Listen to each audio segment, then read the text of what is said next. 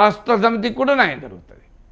Sir ఇక కేటీఆర్ మరో comment చేశారు సార్, రేవంత్ భుజంపై భారతీయ జనతా పార్టీ తుపాకీ పెట్టి బీఆర్ఎస్ను కాల్చే ప్రయత్నం చేస్తోంది అని చెప్పి ఇదే తరహా వ్యాఖ్యలు ఎలక్షన్స్కి ముందు చేశారు. ఎలక్షన్స్ అయిపోయిన తర్వాత రిజల్ట్ వచ్చేసిన తర్వాత కూడా ఫ్రీక్వెంట్గా చేస్తూ ఉన్నారు sir. Bharatiya Janata party, Congress party ఈ రెండు పార్టీలు ఒకటే, వారి అక్రమ బంధాన్ని ఎండగడతామంటూ ఉన్నారు కేటీఆర్. పదే పదే వ్యాఖ్యలు ఎందుకు చేస్తారు? ఇప్పుడు బీజేపీతో కాంగ్రెస్ కానీ కాంగ్రెస్తో బీజేపీ కానీ అక్రమ బంధం ఉండటానికి అవకాశం ఉందా?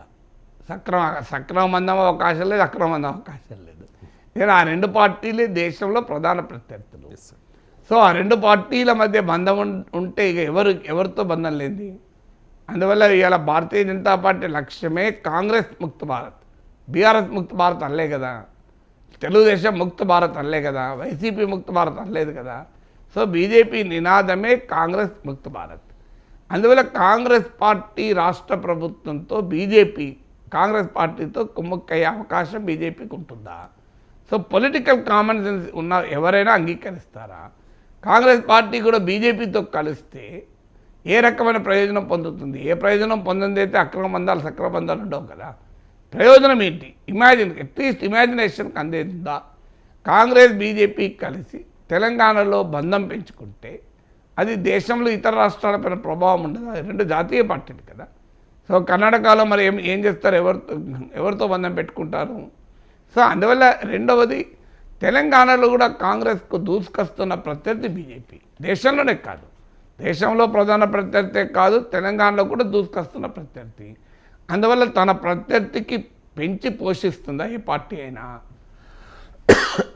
సరే, ఏ పార్టీ అయినా తనకు పెద్ద ప్రత్యర్థిగా ముందుకు వచ్చే పార్టీని తన చేతులారా పెంచుకుంటుందా? అందువల్ల బీఆర్ఎస్ ఎంత చెప్పినా బీజేపీ కాంగ్రెస్ మధ్య బంధం ఉంటుంది, ఈ రెండు కుమ్ముక్కైతారు అనే లాజిక్ జనం ఎట్టి పరిస్థితుల్లో యాక్సెప్ట్ చేయరు.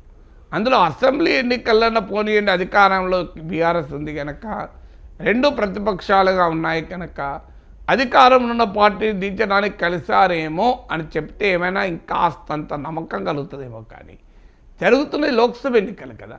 లోక్సభ ఎన్నికల్లో మోడీకి వ్యతిరేకంగా జరుగుతున్న పోరాటం, మోడీ వ్యతిరేక శిబిరంలో కాంగ్రెస్ ఉంది, బీఆర్ఎస్ ఉంది.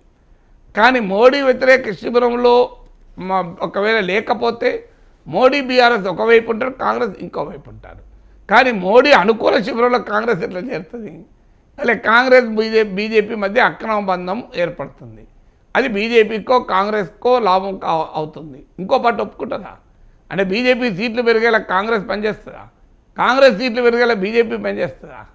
సో అందువల్ల ఏ రకంగా చూసినా బీజేపీ కాంగ్రెస్ల మధ్య అక్రమ బంధమైనా సక్రమ బంధమైనా ఉండే అవకాశమే లేదు. అందులో లోక్సభ ఎన్నికలకు అసలే అవకాశం లేదు. మరి బీఆర్ఎస్ ఎలా చెప్పగలుగుతుంది? అంతకుముందు కాంగ్రెస్ పార్టీ బీజేపీ కలిసింది అని అట్లీస్ట్ కేసీఆర్కు వ్యతిరేకంగా ఇద్దరు మాట్లాడారు కనుక కలిశారని చెప్పారు. రేవంత్ రెడ్డికి ఆర్ఎస్ఎస్ నేపథ్యం ఉందని అలా చెప్పారు. ఇప్పుడు ఎలా చెప్పగలుగుతారు? బీజేపీతో రేవంత్ రెడ్డి కలిస్తే కాంగ్రెస్ నాయకత్వం ఊరుకుంటుందా? అందువల్ల బీఆర్ఎస్ ఒక నరేటివ్ చెప్పదలుచుకుంది.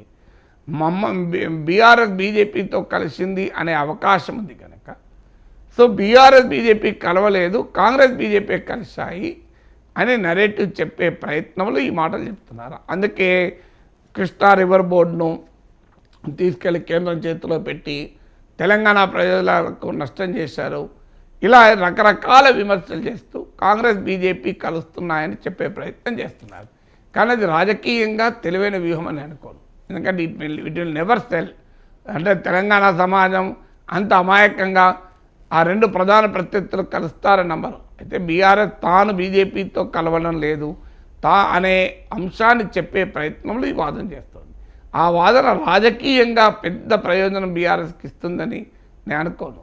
అందువల్ల అది ఎన్ని చెప్పినా బీజేపీ కాంగ్రెస్ ఒక్కటే అనుకునే అవకాశం రాజకీయంగా ఉండదు. రైట్ సార్, ఇక్కడ కాంగ్రెస్ భుజంపై బీజేపీ తుపాకీ అని